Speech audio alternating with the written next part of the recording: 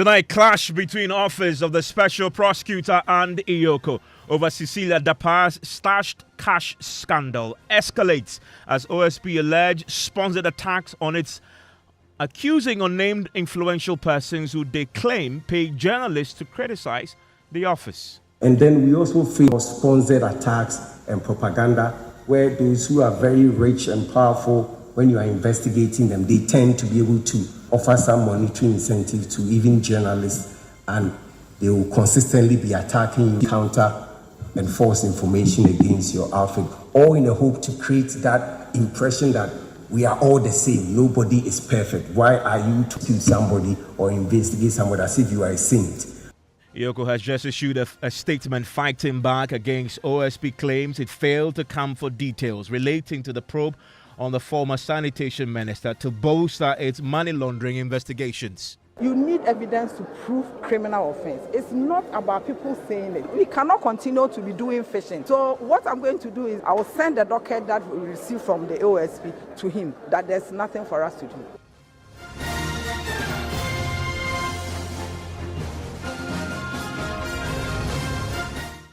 This is Top Story with Evans Mensah.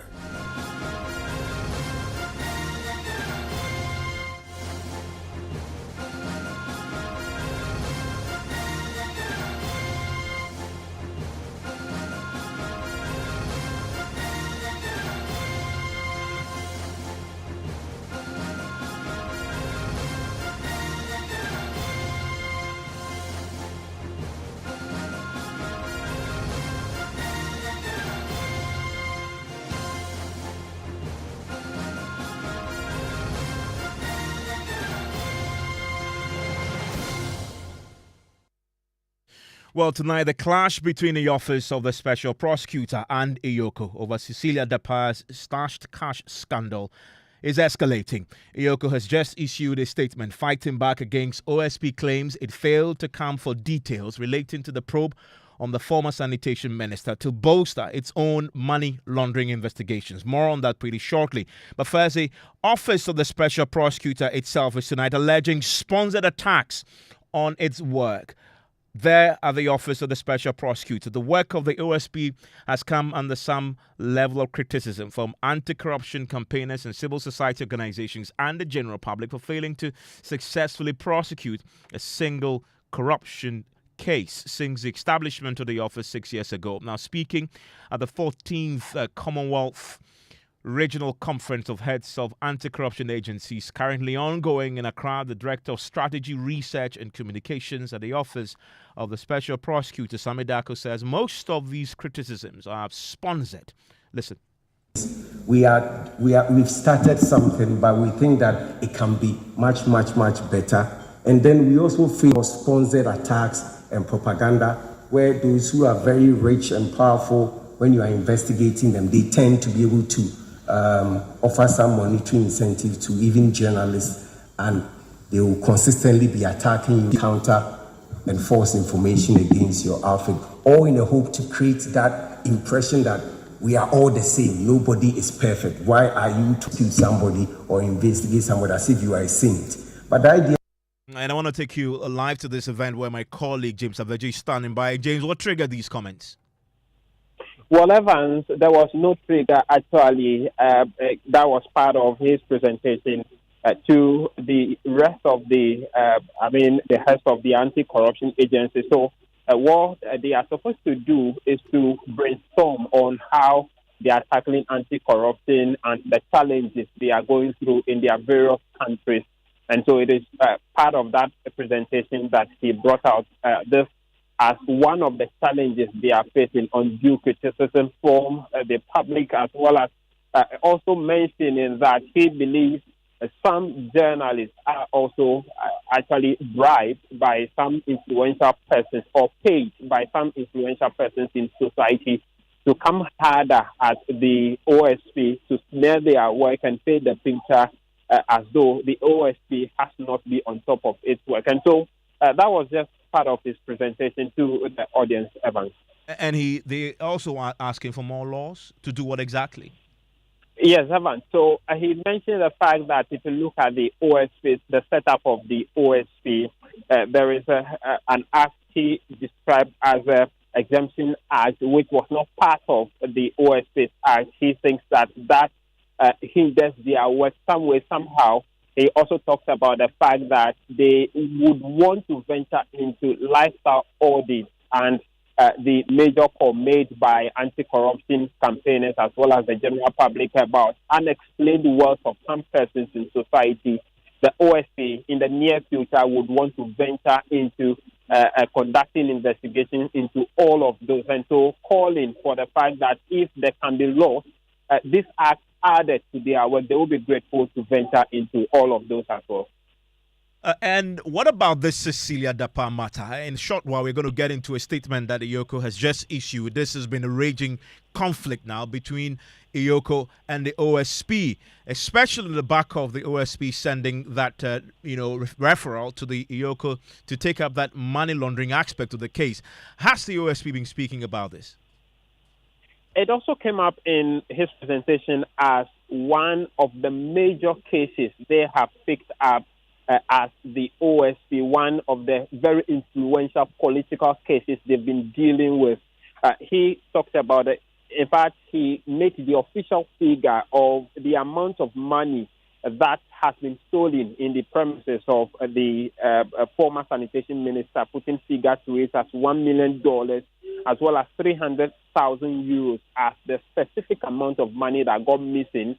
But how much they have retrieved, he did not mention that. And he also wasn't emphatic whether they have concluded the case or not. We heard yesterday the EOCO talking about the fact that they will be giving back the docket on the case to the OSP because they have not been able to go a bit further into the investigations.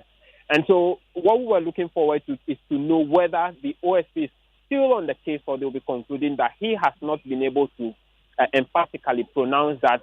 But to talk about the fact that it's one of the most political cases that has brought some level of challenge they've been going through as part of their work, Evans. And James, EOCO was also represented there. And I'm learning that the executive that represented EOCO has been talking about a turf war between agencies that is crippling the ability to successfully fight crime, corruption, money laundering, etc. Exactly, Evans. So the EOCO points out, in fact, the Deputy Executive Director of EOCO, Abdullahi Bashiru Dapila, points out the fact that they have been able to collaborate with a lot of international agencies as part of their work and investigations. The challenge is that they've not been able to do that internally or locally. Collaboration with other investigative bodies and prosecutorial bodies as one of the major challenges. He points out the fact that the fear mostly is that if you start a case and you collaborate with other agencies, the fear is whether if that investigation concludes, who takes the glory is usually the fear they have, reason why they have not been able to collaborate, and how to lay down ground rules into the investigation, who should play which part, who should play the other part, and those are the major challenges for which reason they have not been able to succeed in local collaborations than they have done with the FBI, the Interpol, and all of that at the international stage. And so that's one key challenge. He also indicated calling for a change of mindset within the heads of this institution as well as the citizens in order to succeed in this whole fight against corruption. So in many instances, there are some obstacles.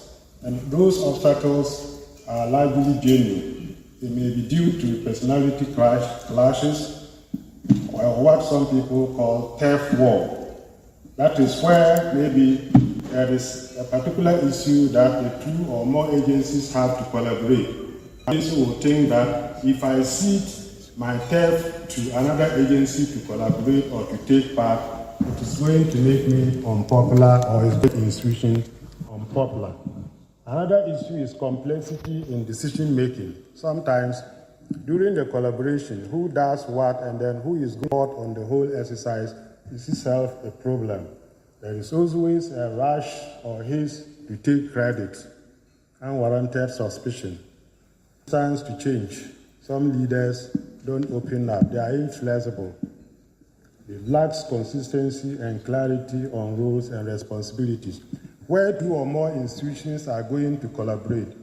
It is best that you sit down and define the areas of collaboration, get your objectives clear before you go to the collaboration. Else, midway through your collaboration, you are likely to encounter many of these issues. And that there is the EOCO Deputy Director talking about a turf war. Now we're seeing this turf war explode between EOCO itself and the OSP.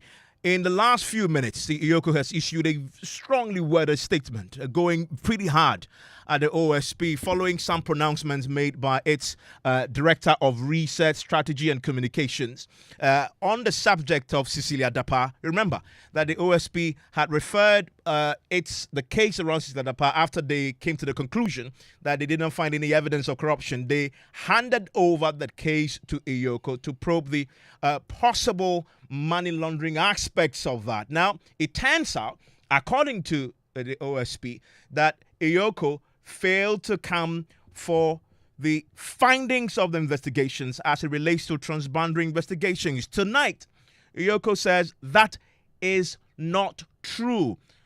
Well, before we get into the statement, yesterday we heard from the head of EOCO herself, Madam Tewa, who was emphatic that there was no basis for EOCO to be looking into the money laundering subject because OSP itself failed to provide EOCO with enough basis to proceed. When the docket was referred to us, you mean Madam Cecilia Dapaah's case, the docket was referred to us because in the opinion of the special prosecutor, it borders on money laundering. We requested for the basis of the SP coming out with that conclusion that enabled him to say that we should continue. We requested for that, we didn't get, maybe as at now we haven't received any response. And we sat down to review the whole docket. At the end of the day, we realized that we couldn't find our way clearer.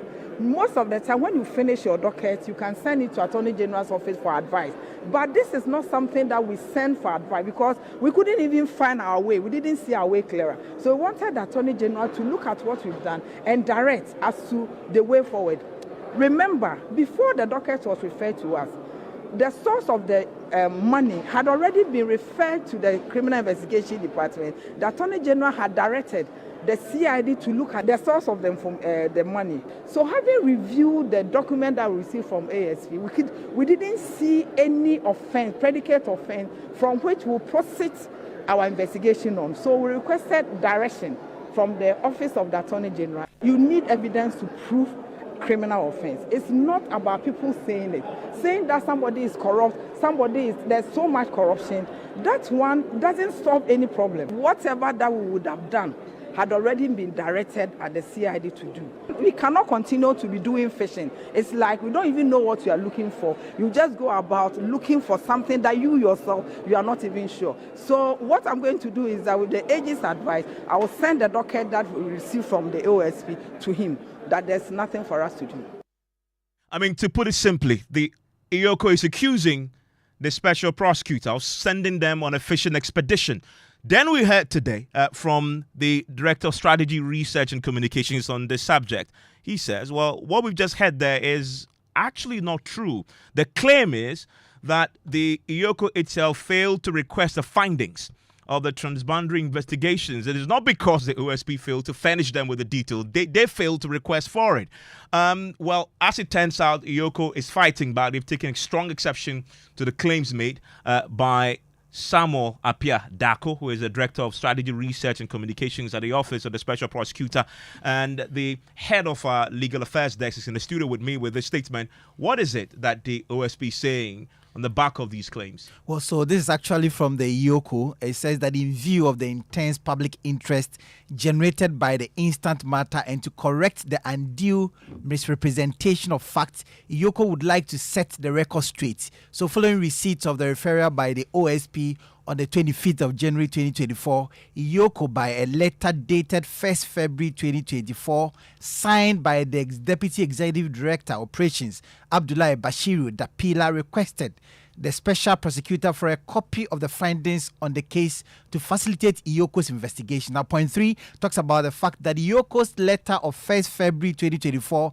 was received at the front desk of the Office of the Special Prosecutor by a field desk officer, 2, Solomon Tete, who duly signed for the letter at 9:52 a.m.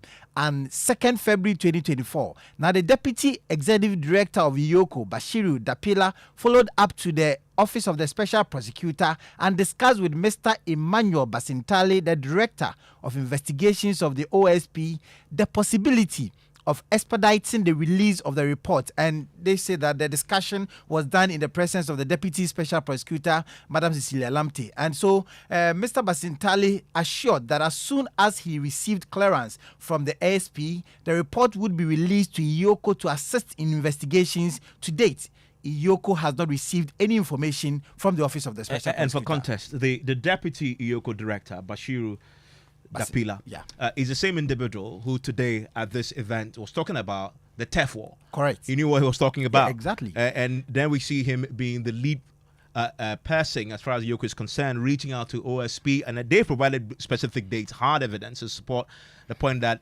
indeed they had reached out to the OSP asking for the specifics. So what they also even indicate, and they've been spelling out details of what they did, and that led to the docket landing at the Attorney General's office. So they said that EOCO further noted that the Office of the Special Prosecutor had in its letter referring the docket to EOCO, and that was in October 2023, and the investigation became transboundary with the involvement of Federal Bureau of Investigations of the United States in respect of parts of the cash sums that were alleged to have been transported into the jurisdiction from the US of A. After 7 months of extensive investigation and 4 months of collaborative investigation, it seems to the Office of the Special Prosecutor that the case is largely in the province of suspected money laundering and obstruction. So, Evans, this was why the Office of the Special Prosecutor referred the matter to EOCO. Now, this is what EOCO has to say. So the facts stated above made it necessary for EOCO to seek the advice of the Attorney General on the matter,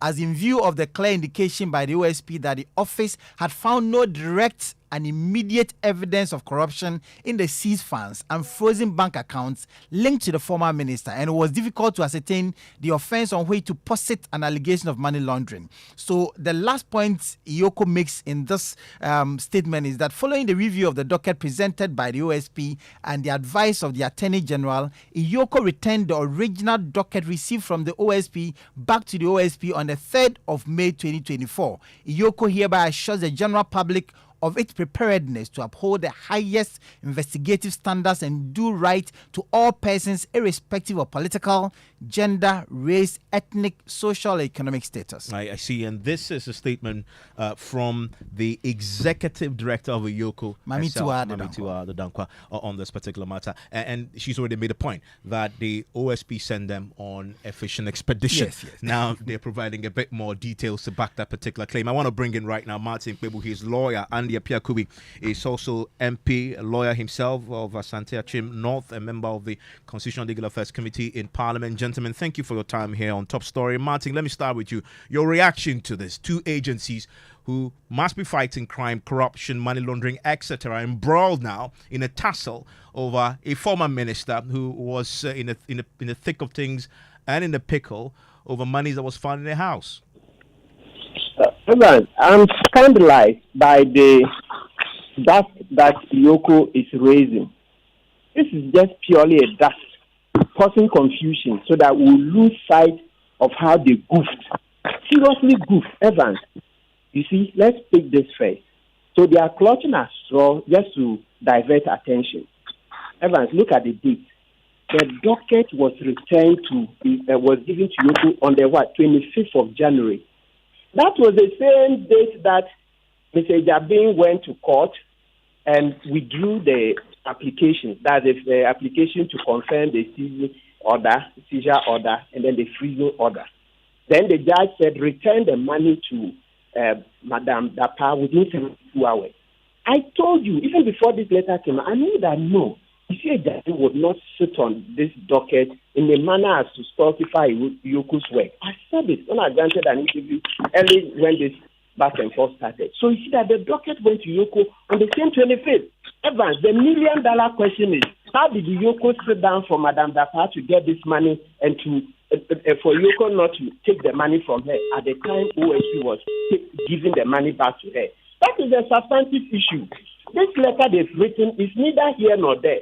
Now let's go in one by one. And it's not as if we haven't said it. We kept ranting on air that, hey, excuse me, Mamiti Wadudankwa, be sure your men are on site to take the money from Madame Dapaah at the time it is being handed over.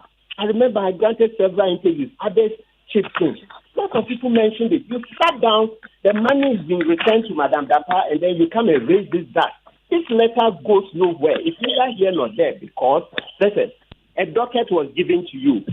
If the OSP's own summaries and those things were not added, Evans, my understanding is that there were at least 20 statements. So 20 individuals have given their own accounts about the bad things Madame Dapaah has done.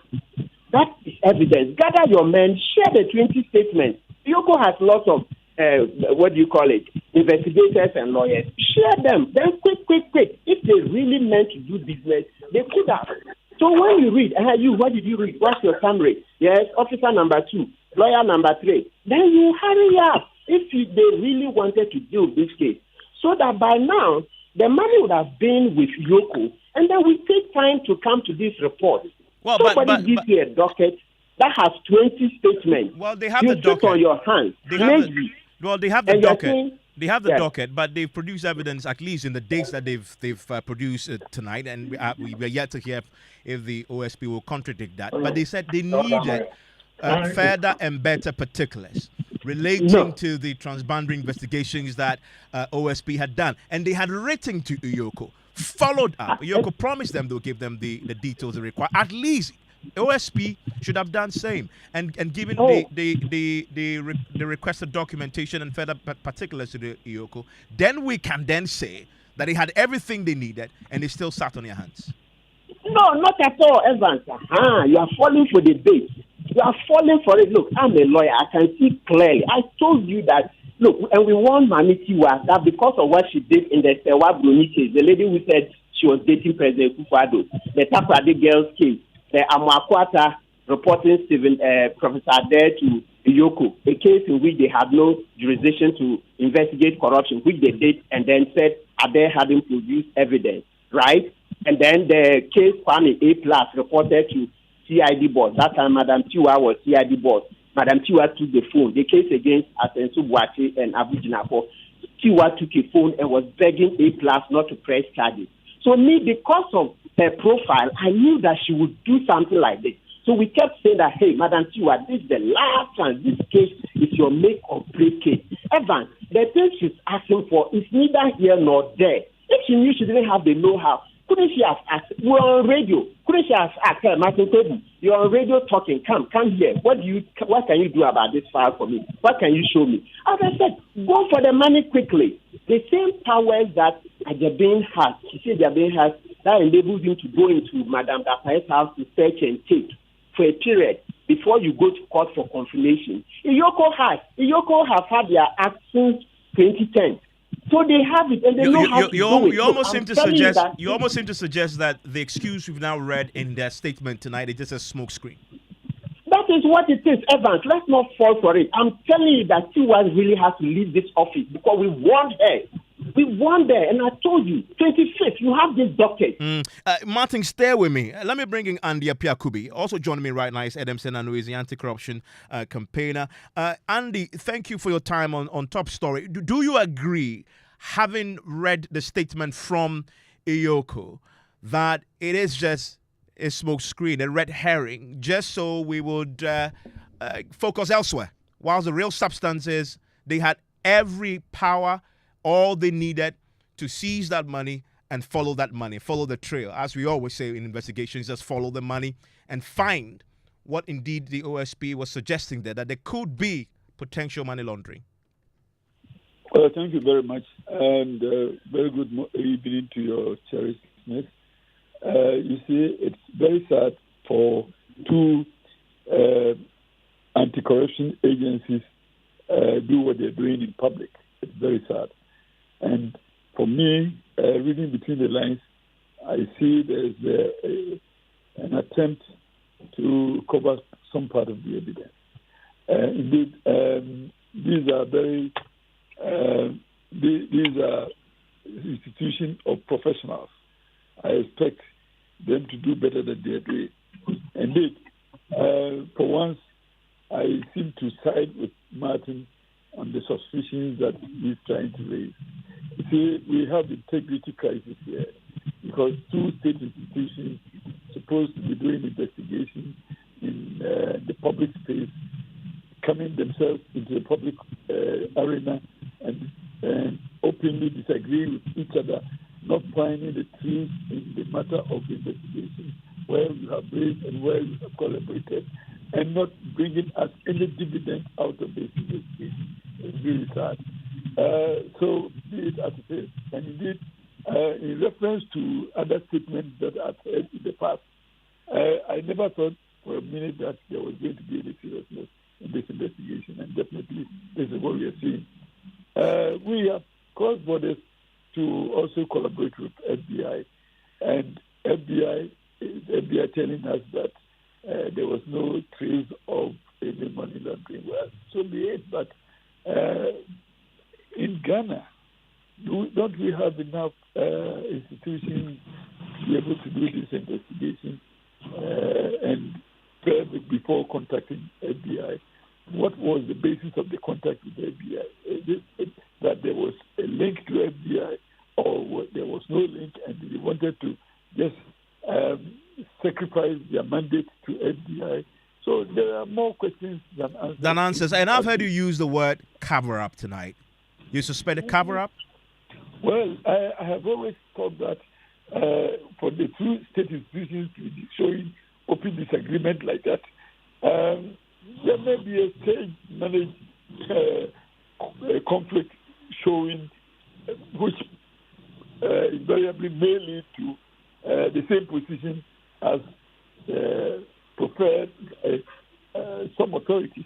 So we are only just trying to demonstrate the difficulties that the so-called investigative agencies are experiencing, for which reason it becomes a justification for a no-show.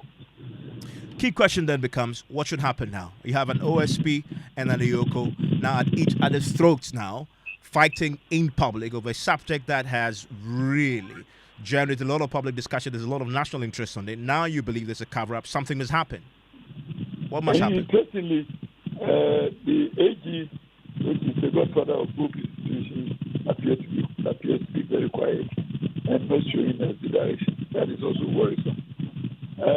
I would think that these three institutions, AG, EOCO, and Office of the Special Prosecutor, they should find themselves in a common place to discuss this. If they are not interested in the prosecution, they should also give that indication so that we don't waste precious time waiting for investigations that will never be conducted.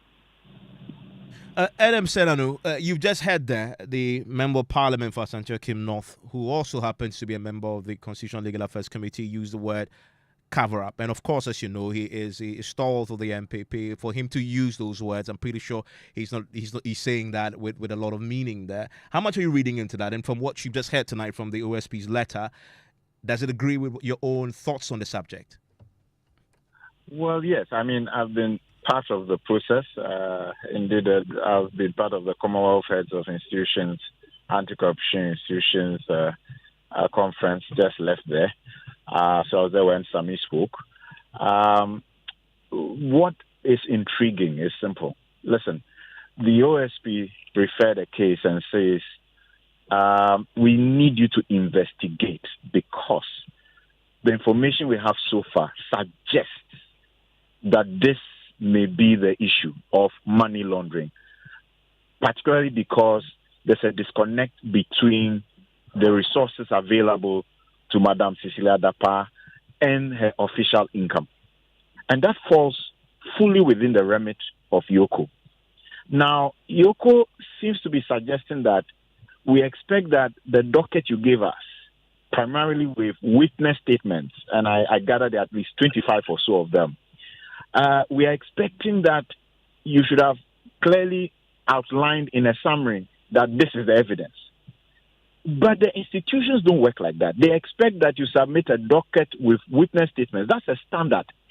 It is rare for them to go to providing reports. Usually, the docket with witness statements is what you use to begin your investigation. So for those of us in civil society, the question is this. Why haven't you done an investigation, follow the trail, and tell us that the trail ended up nowhere? Then we have confidence that you did your part as an institution with a mandate that has the Anti-Money Laundering Act as part of your responsibility. But without having done any investigation, they say they find no evidence. I mean, you have to find the evidence. You have to use the witness statements as the beginning point, do your own investigation, and then come back and say we found nothing.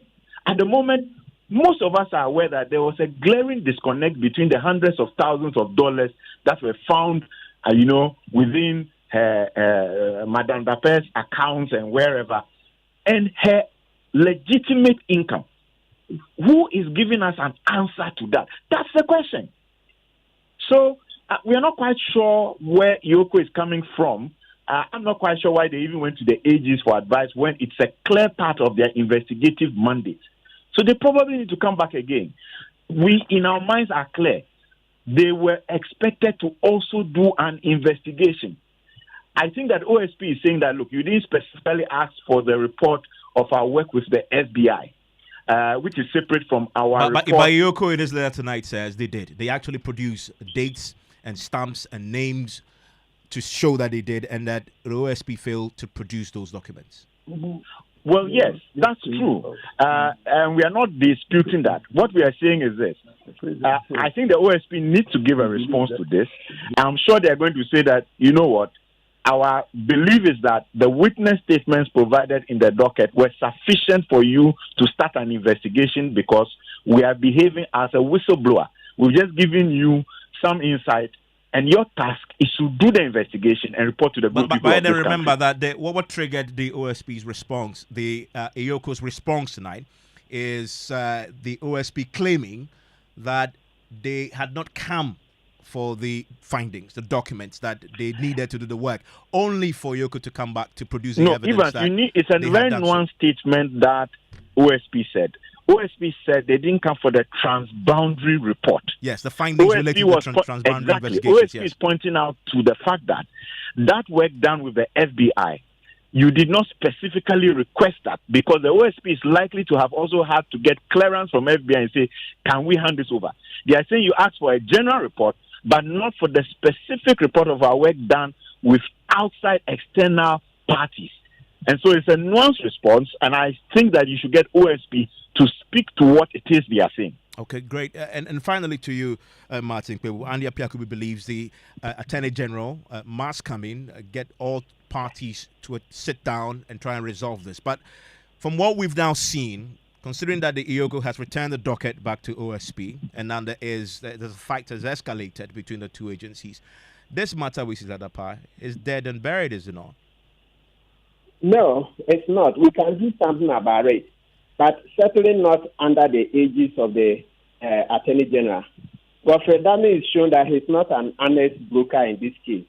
Evans, last Saturday, Godfrey Dame, the Attorney General, was on Newsfile, and he gave two very major false statements. He said Madam Tiwa, the EOCO boss, had concluded investigations and found nothing. Meanwhile, when you read a very letter written to subordinate Evan Kilson, who signed the AG's opinion, he said you can commence investigations, but it is not necessary. So how can Tiwa's review be said to have completed investigations and cleared this Madam Dapaah? That's one. Then two, Godfrey Dame says the information out there has already shown the sources of the money, that the criminal case in court has the sources of the money. You know, Madam Dapaah said it was her deceased brother's money, funeral donations, those type of things. So far, with the way Godfrey Dame conducted himself on Newsfile, he's not an honest broker. So if not the AG, which agency? Yeah, so what I'm expecting is that, look, Madam Tiwa should just eat humble pie Yes, now we've shown her, and I'm ready to meet with her. We can help her. Look, Evans, you read a treasure trove of cases from UK and other jurisdictions. This case is an open and shut one. You start from the income of Madam Dapaah, and she's already floundered it. They say when you see plenty money like that outside the bank in somebody's home, start with the income. Madam Dapaah has made 3 or 4 attempts to explain the source of the income, and all of those didn't check out. So that is where you stand. Look, when you say predicate offense, it's neither here nor there. What you have to show is that this money is set down, and the circumstances, a failure to explain, you combine or you come to an irresistible conclusion that it is proceeds of crime. Okay. Thank you very much. That there is Martin Kpebu on that subject of the feud between EOCO and the OSP that has escalated tonight with statements flying about both sides producing evidence to support their case. I want to hear from you on the subject. 05511119997. Let's hear your thoughts here on your election headquarters.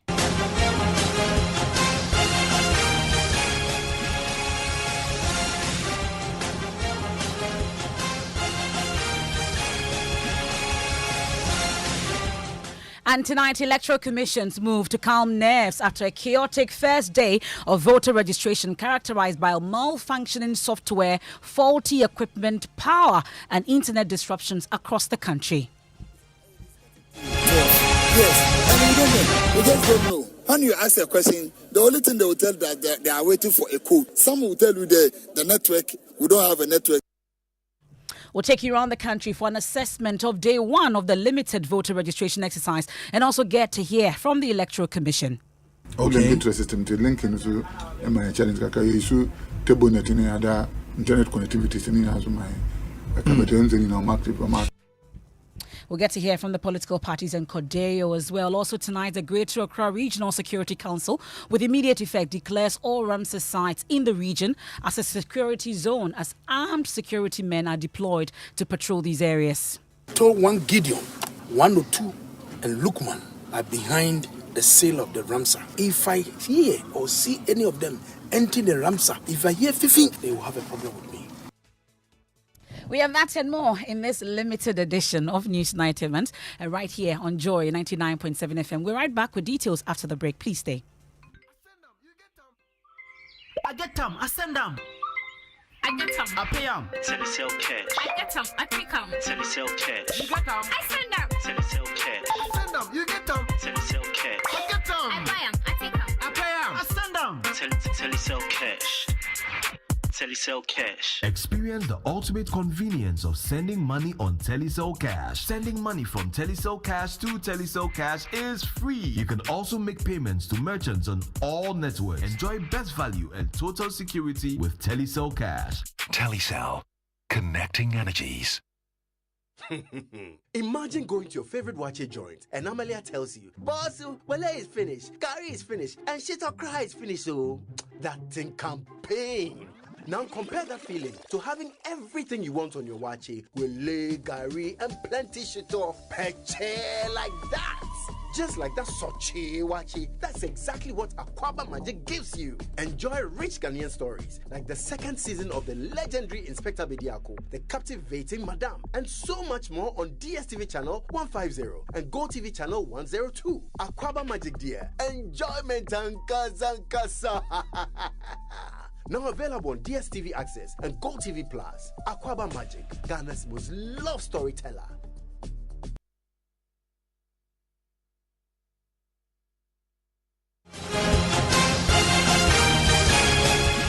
And this is your election headquarters, made possible by Petrosol, clean fuel in full quantity. CIMA, the Chartered Institute of Management Accountants, CIMA AICPA, and CIMA together as the Association of International Certified Professional Accountants and the German Ozone Medical Center, alternative therapy, dental wellness, and beauty. Well, the Electoral Commission has been an intense pressure all day on day one of the limited voter registration exercise, rocked by malfunctioning software, faulty equipment, power, and internet disruption. restrictions. Now, hundreds of first-time voters had to wait for hours, and many were forced to leave as the EC scrambled to fix the problem. It has been fixed now largely. There are also reports tonight of an alleged attack on a political opponent in the Drabosa constituency. We'll bring you that pretty shortly.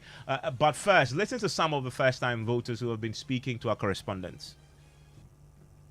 So we're supposed to start 7. Now, it's getting to 12. Yes, and we don't know. We just don't know. When you ask a question, the only thing they will tell that they are waiting for a code from headquarters. And then we don't know who would provide the code. And we are just here, stranded. Look this case. At least we have to feed them. How can we do that? So it's a serious that the authorities have to look at and then do things right. Because the things is not going well at all. Because today is the first day for the registration. And then this thing has been announced for a long way back. So I know definitely the EC officials, by now, their system is ready for the registration. You see what is going on now. No code. We are waiting for code from the headquarters. We are waiting for the network. We don't currently, they themselves don't know what they are waiting. Some will tell you the network, we don't have a network. Some will tell you that the code, they have to provide a code. Well, the political parties have deployed agents across the country. Some were unhappy. So we're supposed to start 7. Now, it's getting to 12. Yes, and we don't know. We just don't know. When you ask a question, the only thing they will tell that they are waiting for a code from headquarters. And then we don't know who would provide the code.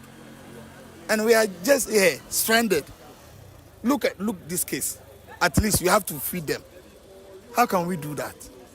So it's a serious that the authorities have to look at and then do things right. Because the things is not going well at all. Because today is the first day for the registration.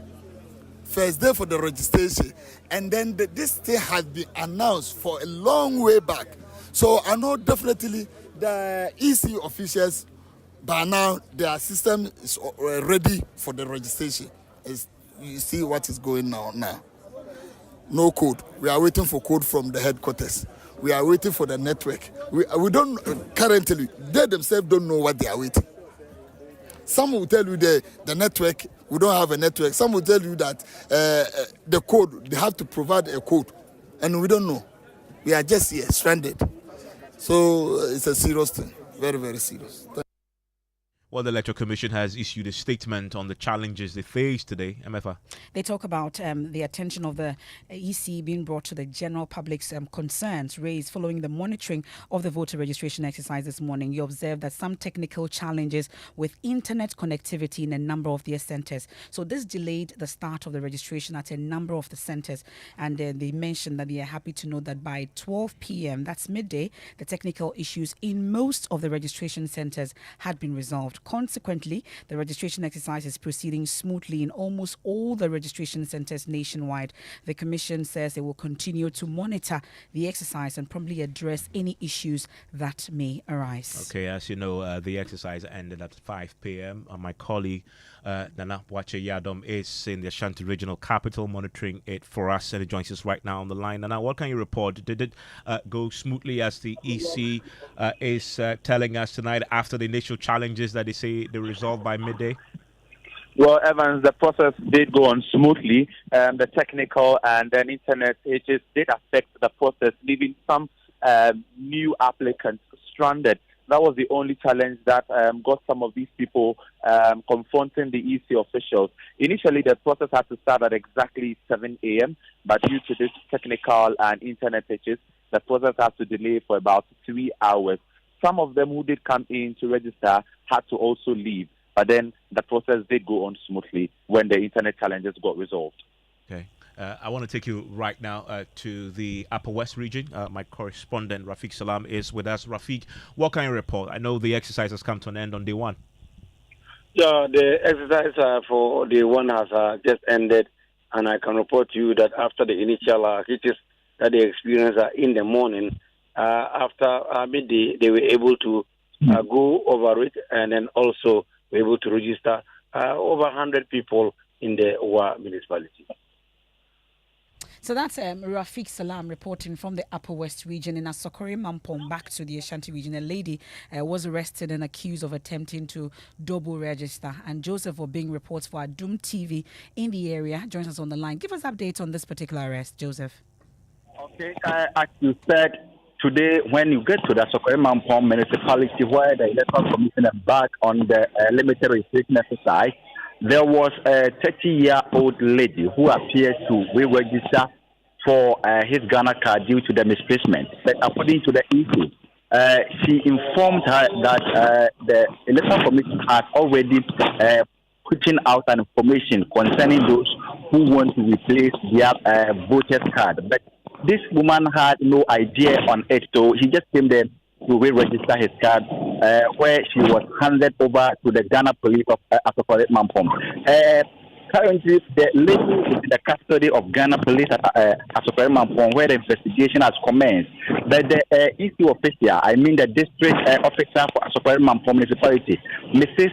Angela Sapono, spoke to Joy News and said they had already given out information to those who want to re-register their card. When the 21 days of moratorium ends, they are going to embark for those who want to change where they want to vote and replace their card for them. So the situation at Asokore Mampong today was a lady who allegedly attempted to re-register for the voter's card whilst she has misplaced his voter's ID card. So that's Joseph Obing giving us updates on the situation involving the arrest of a lady in Asokore Mampong earlier today. We head to the Western North region now. Evans and Augustine Boa has been reporting from Dwaboso area. Listen to this first.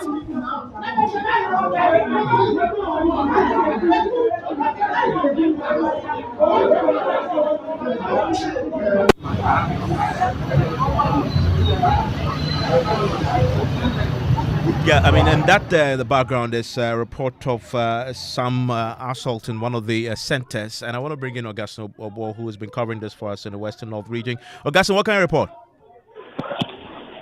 Hello? Yeah, Augustine, what can you report from where you are?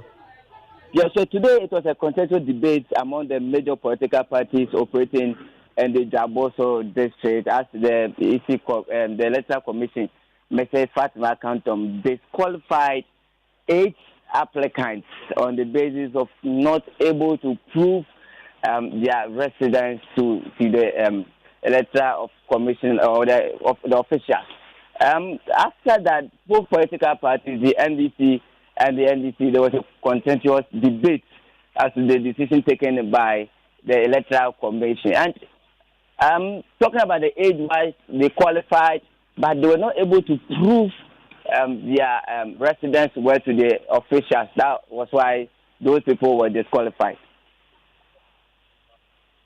That's Augustine there reporting from the Western North region. So generally, parts of the country, and this is how it's been for the first day of the limited registration exercise. The Director of Electoral Services at the EC, Dr. Srebo Kweku, was on our sister station at Sempa FM on Ekusiseng, and he's been talking about what has been done to resolve all the technical issues that we faced today.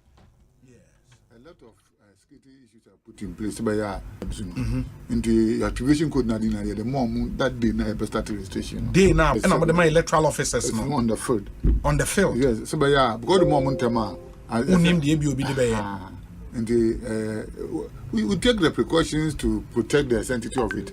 Maybe as an arm and the Americans say the most important in 21 days, and then I started to empire bonus going for the it means I'm more sending any issues nearby. Later the network will link the system to link into my challenge issue table net in other internet connectivity in as my in the four way, because internet connectivity and the strength similar across the country, other new media in the maybe internet better, for example. There are two steps I use to. Ideally, and I'm meditating, I always go for online one. Online, yeah. So that's the Director of Electoral Services of the EC, essentially repeating the EC statement about the internet challenges, also talking about what they will do going forward with areas that have had the challenges already with the internet, that they're going to be working with the service providers to extend internet connectivity to these areas as well. But what has been your experience today if you've been in the queue to register? That is, if you've not registered before or possibly attending 18 very recently. I want you to talk to us. 055-1111-997 is our WhatsApp line. Should we go through some of the messages that we've received so far via WhatsApp? And this one says the limited voter registration site today was totally poor in the voter region. None of the machines were working from 7 a.m. to 1:30 p.m. It was a network problem, and most of the machines are not working. That's Abuchi Philip from Keta sending in that message. We have this one from Noble from New Ningo.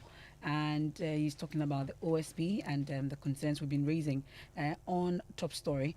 And we go on to another message on your experience today. And most of the messages, Evans, are on the OSP, which we'll be taking much later. Indeed. Well, let's stay a while longer on the subject of the voter registration exercise. I want to bring in one of the key stakeholders, the New Patriotic Party, the Director of Elections, Evans Nemaku, just joined us on the telephone line right now. Mr. Nemaku, thanks for your time here on Newsnight. I know you've been monitoring across the country. What's your assessment of the one? Well, good evening. Thank you for having me. I think that for this whole exercise, the day one has not been that successful. Information coming through from party leadership across the registration centers has been that the DVRs have not been really working well.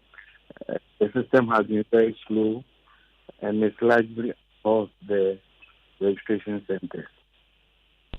So, happy with it on day one, with assurances you've received from the Electoral Commission that this will be dealt with going forward?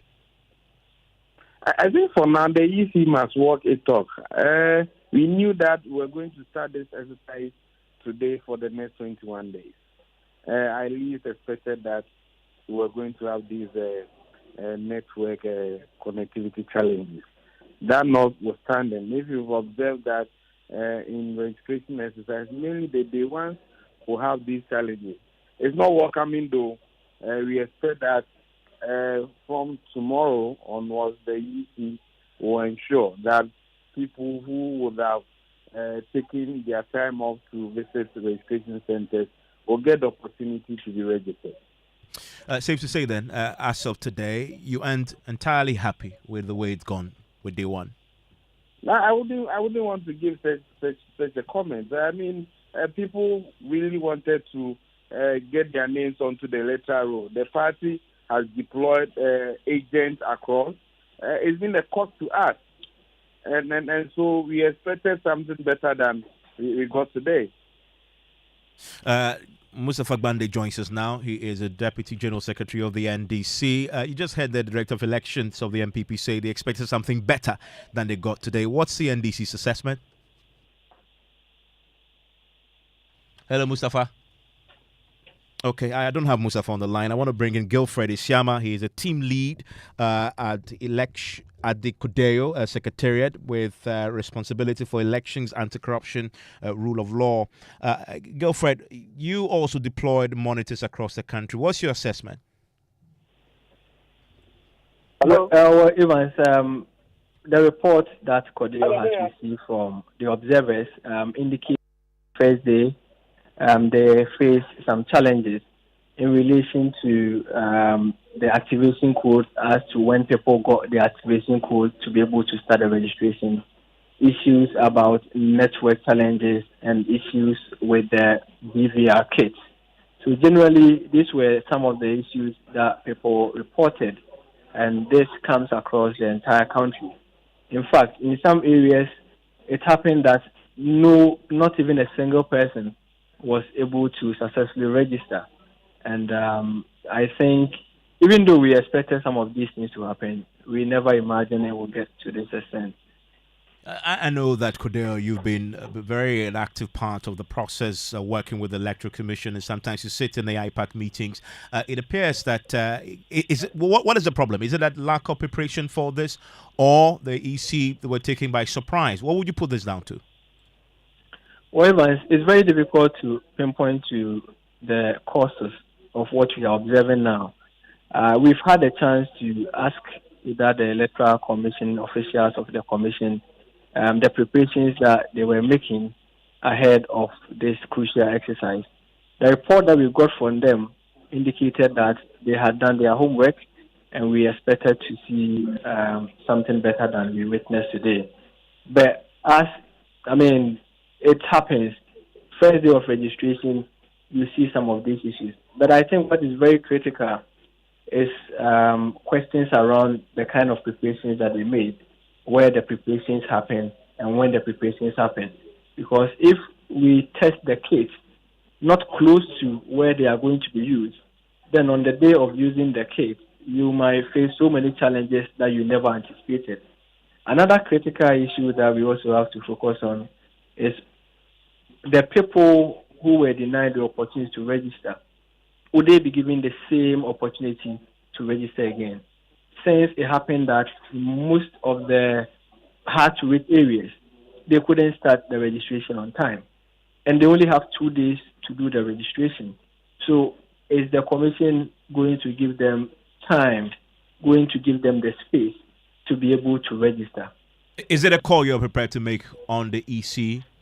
Well, I think it's a fair call. We are talking about the fundamental right of people to select their leaders. And when the opportunity comes without any fault of theirs, they should be given the opportunity by the Electoral Commission to register. Girlfriend, thank you very much. Mustafa Gbande is back on now. He's the Deputy General Secretary of the NDC. Mustafa, what's the NDC's verdict?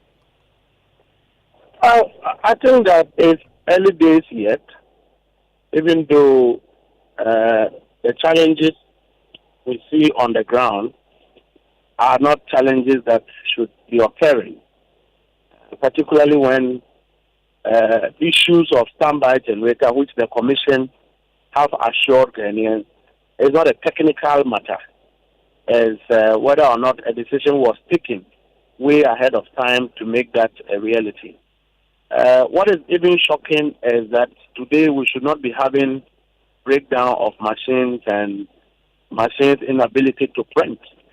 If you come to network slowness, I think that the Commission would have been able to work on network long ago before this exercise.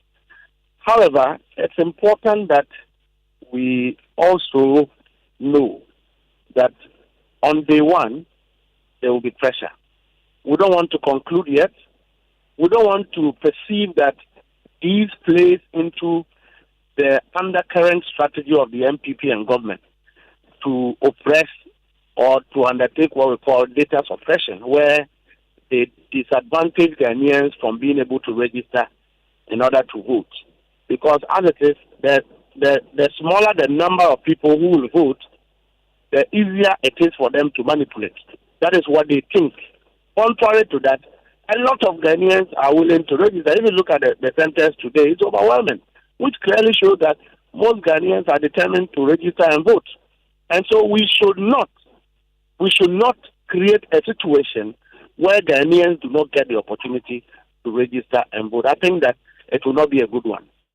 Thank you very much. And that there is the Deputy General Secretary of the National Democratic Congress.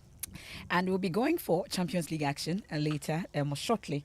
So it's time for us to bring you a business with George Riafe. We return and we'll talk about the Asantehene Otumfuo Sei to the second. Just like other kings, he was supposed to go to Prempeh College. But guess what? He wasn't able to go. And he's been lamenting years on. Me wo hwa da ko ba was school no wonko ho bio me kopa ba bi fofra ma Prempeh College nso ye na e wa stand me namfo bo mo edi e ho no mo kronti nyina so ye pese e ko ho na ye se o se wonko ho. Well, we'll tell you more about what happened next. And George Riafe has business. Hello, George. 25 years on the golden stool, right? I hope I'm right. Yeah. 74 years. Cheesy man, team kwana Is that what they Unkwaso. say? Unkwaso. Aha. Yeah, well, Emefa, coming up in business, Ghana expected to do far better than projections under the IMF program as the fund pegs average growth from next year at 5%. And Bank of Ghana increases dollar support for market, but some banks have described it as inadequate to meet current market demand. The business news on Newsnight is brought to you by MTN Business. Welcome to the new world of business. Kingdom Books and Stationery, Synthesis Tanks, and the Pepsodent Charcoal and Herbal. Let's now settle for the details. Now, Ghana is expected to do far better than what the fund or the IMF has projected under the program. Now, fresh forecast from the fund shows that the country could be doing an average or growing at an average rate of 5% from next year. Deputy Director, the IMF African Department, Kathy Pathilu, has been speaking to Joy Business. You know, our estimate is that Ghana could grow even faster than that. Yeah, because what we estimate as potential growth in Ghana is around 5%. And we're hopeful that the reforms, the policies that the government is working on in the program will allow growth to gradually recover to this 5% over the next few years. And it comes back to my question about how do we sustain this trajectory? Yes, so I mean, for Ghana, I would say there are so many important reforms and policies that the government's reform program that is supported by the IMF's program has put in motion. And there is more on this interview on PM Express Business Edition this Thursday at 9 p.m. Now, the Bank of Ghana is increasing the amount of dollars it releases onto the market to support the operations of businesses and commercial banks. But some of these banks have maintained that it is not enough to meet their demand. There is more in this report. Bank of Ghana some 2 weeks ago was doing about $10 million in terms of the dollar support to the market. It's later increased the support to about $50 million.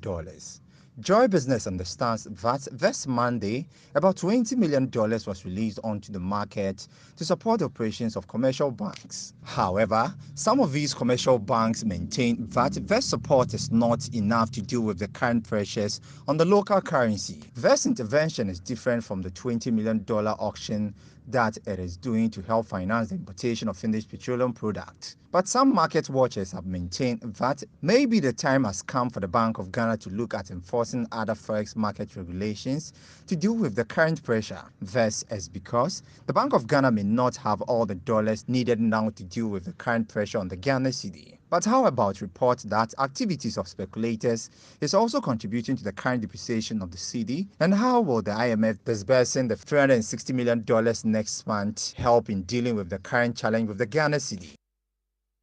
And that is a Business Desk report. Now, experts in the data science industry have bemoaned the lack of quality data as a hindrance to effective decision making. Now, let's hear from the Data Tech CEO who spoke to Joy Business at the workshop to share some insights on the current data analysis trends of the team of data sciences in the financial sector. For a country like Ghana, I think some of the challenges that are being faced in this era of data has to do with the fact that most systems are actually not being put in place in terms of data collection. And even though the data has been collected, the quality of the data becomes a problem. And as you all know, the value which you can be able to extract from that data is dependent on the quality of the data. So if we're able to put some of those mechanisms in place, I think that will help. Jeremy Isaiah is a data science consultant, and that's all for Business on Newsnight. Back to you, Emefa and Evans, as we get ready for Champions League tonight. Is it a Dortmund and a PSG, right? Yeah. Thank you very much, George. Well, if you're in the Greater Accra region, tonight the Greater Accra Regional Security Council have been speaking, and they've declared all Ramsar sites in the Accra area as a security zone as they deploy armed men to patrol these areas. You know, Evans, that last week, the whole of last week, the regional minister designate has been touring some of these sites. My colleague Michael Ashale has been with them. Well, he joins us in studio with details of that fresh directive from the Regional Coordinating Council. What more does it say, Michael? Well, Emefa, I start with how concerned they are about the destruction of the Ramsar site. But to the directive directly, it tells us that they've held an emergency meeting today, and therefore they have come up with this, that Ramsar site located within Tema Metropolitan Municipal Assembly, together with the Blekuma West Municipal and the Wejagbawe Municipal Assemblies, have been declared a security zone, and effective today has taken over the security of these sites. It says that RECSEC is working with the Ghana Police Service and the Ghana Armed Forces to deploy security personnel to these areas to ensure this directive is followed to the latter. Okay. Well, you've been following the minister designate on this, and he mentioned that even though some people are built already, they are not going to demolish. Well, it's even in the statement. Continuously says that additionally, RECSEC will work with appropriate authorities to demolish structures within the core zone with immediate effect. However, he tells us in earlier interviews that for those that have already built in some areas, they will consider ratifying those ones. Okay, thank you very much. And we'll stay a while longer in the Greater Accra region. And most of the time when there's a heavy downpour like we saw yesterday, it exposes how the country's capital has been engulfed with filth. And Rejoice Emefa Besu takes us to the Kwame Nkrumah Circle and Evans, your former area, Asylum Down area, a suburb of Accra, for our filth exhibition series today. The heavens opened up, bringing forth nature's blessings upon the metropolis, cleansing the air and most importantly reducing the heat. But amidst the raindrops was an unsettling scene.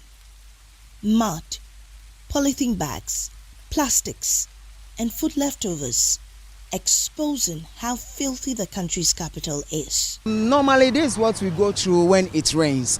You really find it difficult to even go to work. Foster, who lives in Asylum Down, narrates the real challenge he was confronted with having had to move around the neighborhood. This morning, whilst I was going to work, I have to use the other side of the road. There's a gutter just behind this building, and that's where all this rubbish are coming from. So normally it is the rubbish that gather here that makes the water not to flow. So what we are asking of is the environmental protection people to come and make sure all the gutters are clean and are free so that the water can pass through it whenever it rains. Gazi wasn't shocked. He said this mess was the least expected. Beside from where you stand with me here for up to Accra stand there, over here the coast to the same thing. It download whenever the water value on the compound in the area and the water cannot pass. All the coast here is the same as you met here. And that's our filth exhibition from Kwame Nkrumah Circle and Asylum Down. Well, the presiding judge in the case of the minority leader, Dr. Cecilia Dapaah, is being tried for causing financial loss to the state. Does not want the case to travel beyond the end of July. Now, the judge, Justice Afiasewa Asare-Botwe, had earlier imposed a timeline of early May to deliver her judgment, but the deadline has been missed. In court today, the judge admonished the parties to deliver as expected of them to conclude the case before the next legal vacation. Legal Affairs correspondent Kwiku Asante was in court and came through with this report. The High Court in Accra, presided over by Justice Afiasewa Asare-Botwe, has said the trial of Dr. Cecilia Dapaah should not travel beyond the end of July. Earlier, the court had fixed May 3, 2024 for judgment, but that did not hold following some recent developments. Dr. Cecilia Dapaah, the current minority leader in Parliament, together with Richard Jakpa, a private businessman, are standing trial for allegedly causing financial loss to the Republic in an ambulance deal in the sum of 2.37 million euros. Dr. Sylvester Animana, the second accused, was earlier charged together with the two persons, has now been discharged by the Attorney General's office, which filed a nolli prosequa to discontinue the charges against him. In court today, the court's attention was drawn to the fact that the lawyer for the third accused person, Thaddeus Sori, had filed witness statements for his client. But both lawyers for the state and the minority leader were served on the morning of the case being called again in court. Dr. Cecilia Dapaah and other accused persons are accused of willfully causing financial loss of 2.37 million euros to the state through a contract to purchase 200 ambulances for the Ministry of Health.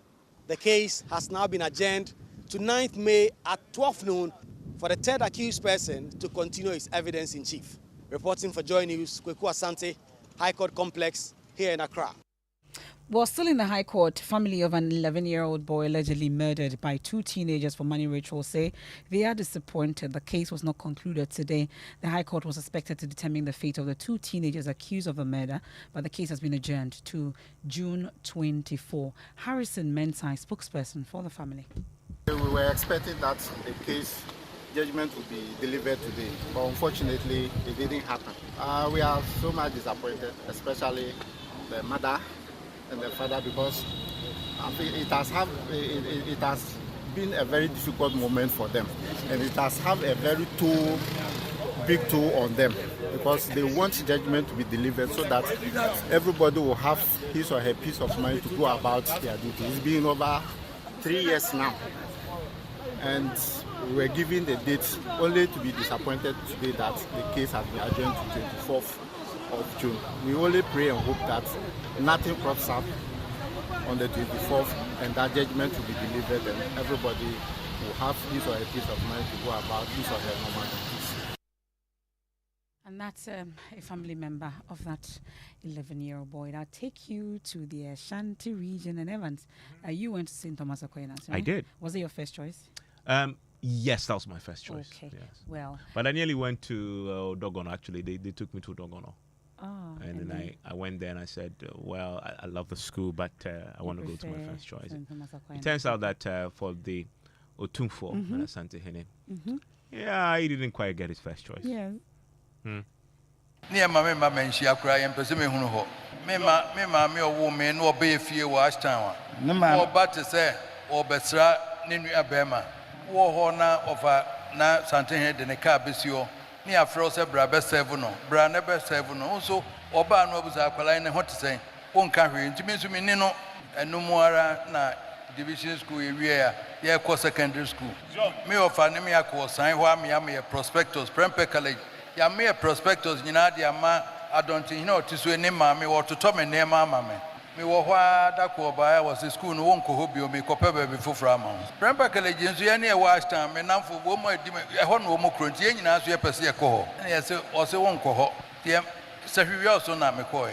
And also, Mr. Osain, one and headmaster, one the catcher say, Nadam for disciplinarian be a transfer from Pukwari course, Sergio into Honor Dembeko. Then in an no name of our Mensiana, Ashisha Honsa. And in Nasiana, the Menyamia. Near Huno Sim Fitiasiano, yes, I am Pesame, what is some Yetrim with Desem. Emo Menyani and Titimi, and a Chinebi, the demon in Milfan, Kwan and would Nima the crowd walker. And that's the Otumfo or Teko course, and that's Otumfo say to the second. And if you don't understand what he said, so for him, he wanted to go to Prempe so bad. All his friends in Ashtown, they were all going to Prempe. Make sure you're a proper Ochami. Yes.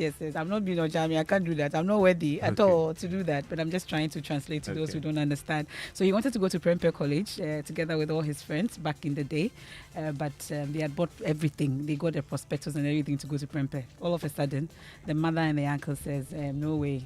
There's a teacher at Opoku Prempe, Opokuware, that has been transferred to Seshiri also. Seshiri also, Senior High School. And so he had to go there to be disciplined. And so he's talking about the fact that his upbringing has made him who he is, indeed, for the discipline and something everything. Good can come out of Seshiri also. Every situation. Seshiri also. Seshiri also, SHS. Charlie, but from Prempe to Seshiri also there. No disrespect to Seshiri also. So your alma mater is what? Ola Girls. Okay, and what's the abbreviated form of that? Every school has Ola. Ola is Ola. Okay. Poga. So if you are from Seshiri also Senior High School, it will be what? Seshiri Serious. Or serious. Okay. Serious. Okay. Did you watch the his birthday party though? Yes. Serious. Charlie, was there. I really beautiful. love the performance that he put up, by the way. Anyway, news night is done now, but you really don't want to leave just yet because the Joy Sports team, they are at Kitan's lounge that is inside Mataheko for the second leg of the UEFA Champions League semi-final match between PSG and Borussia Dortmund. You want to stay for that. If you also want, you can actually join them there. It's going to be a pretty exciting match. Is it Kylian Mbappe or is Marco Reus or this one who left Manchester United who claims to be doing... I know, I just don't want to mention the name. Claims to be doing better now. I actually don't envy him because the team is in shambles back home in England. But you want to stay for that. It's live here on Joy 99.7 FM.